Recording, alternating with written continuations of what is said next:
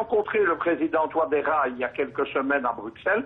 Nous avons longuement, vous vous en doutez, puisque moi j'anime le lobby pro-russe en Afrique et en Europe, vous vous doutez que nous avons longuement discuté de la Russie. Il m'a très bien fait comprendre ça.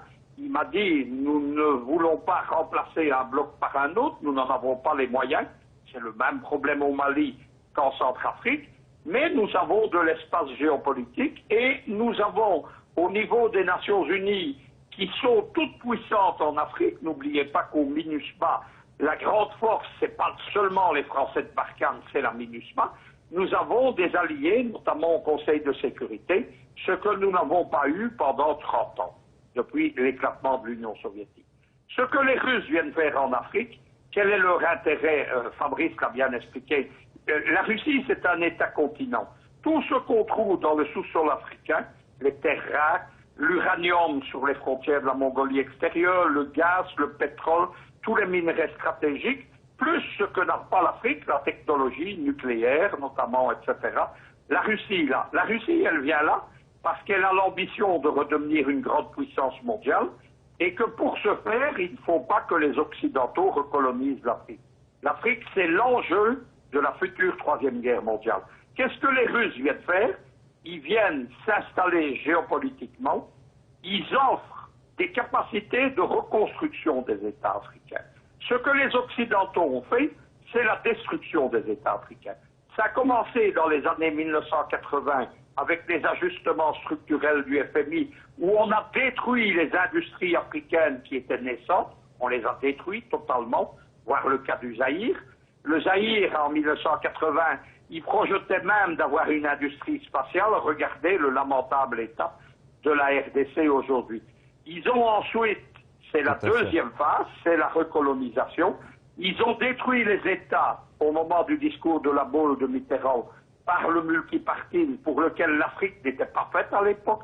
Les États se structuraient par des États-partis et ça fonctionnait bien. Et troisième vague à partir de 2007, création de l'Africom, printemps africain, etc. C'est la recolonisation de l'Afrique, la destruction des États par le chaos. La Russie a compris ça. Elle aide les États à avoir un début de restructuration. Son but en Centrafrique et maintenant au Mali, c'est quoi? C'est de reconstruire l'État malien au départ de l'armée malienne. Et surtout, oui, c'est ça, et surtout l'armée nationale, en fait. Oui, c'est l'inverse de ce que la France a fait.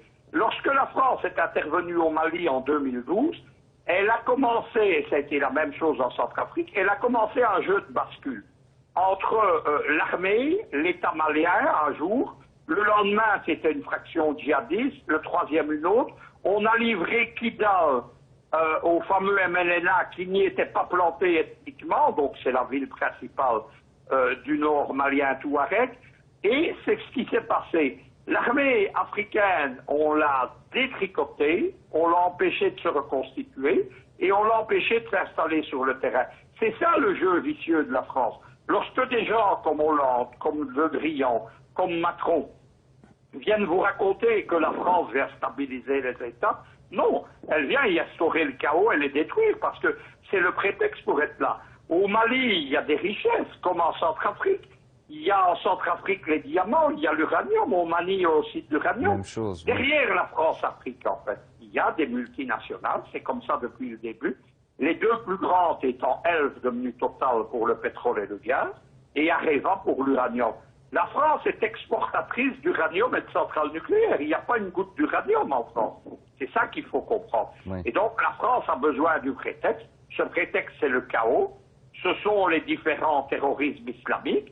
Et ce sont les guerres ethniques, mais tout ça est le produit, l'ambassadeur Richard Normand l'explique bien dans son livre, c'est le produit de la politique criminelle, moi je n'hésite pas à le dire, du gouvernement français, et singulièrement aujourd'hui de Macron, qui a en plus le vice, parce qu'il n'y a pas d'autre terme, de vendre sa nouvelle France-Afrique 2.0 comme quelque chose qui est là pour aider les Africains.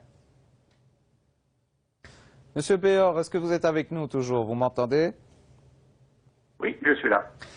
En fait, on a vu aussi au Niger, enfin on parle aussi du Niger parce qu'il faut partie des pays donc du G5 Sahel, mais le président donc Issoufou avait demandé, avait appelé, tout comme le ministre des Affaires étrangères burkinabé d'ailleurs, à une coalition internationale, à la formation donc de cette coalition internationale, donc entre la France, les États-Unis, l'Allemagne entre autres, comme l'a dit Monsieur Michel, au sein du Niger. Mais est-ce que donc cette arrivée russe au Mali risquerait d'interférer donc cette fameuse coalition internationale que, soi-disant, on va dire que le Niger et le Burkina demandent à mettre en place dans leur pays? C'est antinomique. Je prends juste un parallèle avec la Syrie. On parle de coalition internationale contre Daesh, mais ce ne sont que les Occidentaux et ses alliés des pays arabes. En cas précis, c'est exactement la même chose. Coalition qui se bat contre quelque chose en Syrie, c'est soi-disant contre Daesh, mais qui l'a combattu que vers la fin, lorsque la Russie avait fait la plupart du travail. Et aujourd'hui, c'est la même chose. On parle de coalition internationale. On peut dire aussi la Russie associée donc aux pays de la région. Oui, alors si c'est la volonté des pays africains, je leur souhaite bonne chance pour que ces pays puissent travailler ensemble.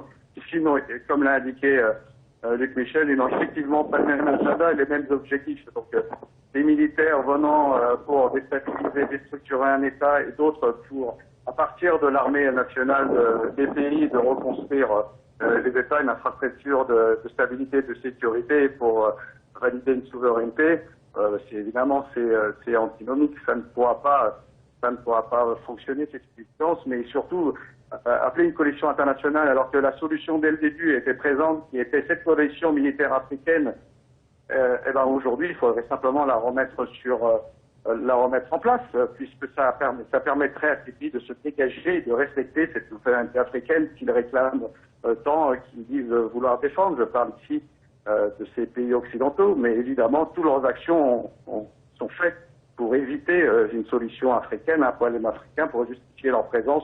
Donc voir une coalition internationale, c'est-à-dire les pays occidentaux et la Russie en même temps, c'est un peu comme croire au Père Noël. Tout à fait. Monsieur Michel, une dernière question pour vous. La région de l'Iptako, on a l'impression depuis l'Iran en fait qu'elle est très convoitée donc par l'Occident. Que pouvez-vous nous dire en fait sur cette région? C'est-à-dire qu'il y a toujours eu des plans de démembrement des États africains depuis la chute de la Libye. Il y en avait un pour la Libye, il y en a un pour le Mali, il y en a un pour la Centrafrique. Dès qu'une région est stratégique, c'est-à-dire par ses bases militaires et ses ressources, les Occidentaux ont tendance à précipiter une sécession de fait. C'est un problème des chefs d'État africains, pour revenir à votre question précédente, c'est qu'ils se laissent prendre à la propagande occidentale. Ils voient Bush qui fait une coalition soi-disant contre le terrorisme, Bush 2, puis ils voient Trump qui annonce une coalition, ils annoncent tous des choses comme ça, et ils pensent que c'est la solution. Le problème des États africains, c'est qu'ils n'ont pas les moyens de cette force multinationale. C'est comme ça que les Occidentaux se sont emparés du G5 Sahel, qui au départ était une idée tchadienne, pour créer un embryon d'armée transnationale africaine. C'est une façon de les neutraliser, et on est même arrivé à quelque chose dans le cas du G5 Sahel. On a vu que les Américains ont introduit le loup saoudien dans la bergerie, qui d'un côté subsidie les groupes djihadistes en Afrique, mais de l'autre côté est venu financer le G5 Sahel. Tout ça, c'est pour faire perdurer des situations de crise. Regardez le cas du Congo, les crises ouvertes dans les années 90, elles sont toujours là. Les casques bleus n'ont rien réussi en 25 ou 30 ans. Oui, les sources internationales ne servent à rien, c'est ça. Le chaos permet l'implantation occidentale, le terrorisme, le djihadisme permet l'ingérence occidentale, et cette ingérence, elle repose principalement sur les bases militaires, les missions militaires, les forces d'intervention, ce qui empêche les États africains non seulement de se restructurer, mais surtout d'introduire un dialogue national pour faire la paix. Au Burundi, c'est ce que les camarades burundais ont fait. Ils ont un dialogue national, ils ont résolu le problème du terrorisme, ils ont résolu toute une série de problèmes, et les Occidentaux essayent de relancer la machine de nouveau maintenant au niveau des Nations Unies, etc. C'est là que les Russes et les Chinois, depuis 5 ans, mettent un coup d'arrêt à cette politique vicieuse occidentale. Merci, Monsieur Michel. Ça va être le mot pour la fin. Merci beaucoup, Monsieur de Béor, donc, de nous avoir accompagnés durant l'émission. Quant à vous, je vous souhaite une excellente semaine à toutes et à tous et je vous retrouve la semaine prochaine pour ce débat sur l'Afrique.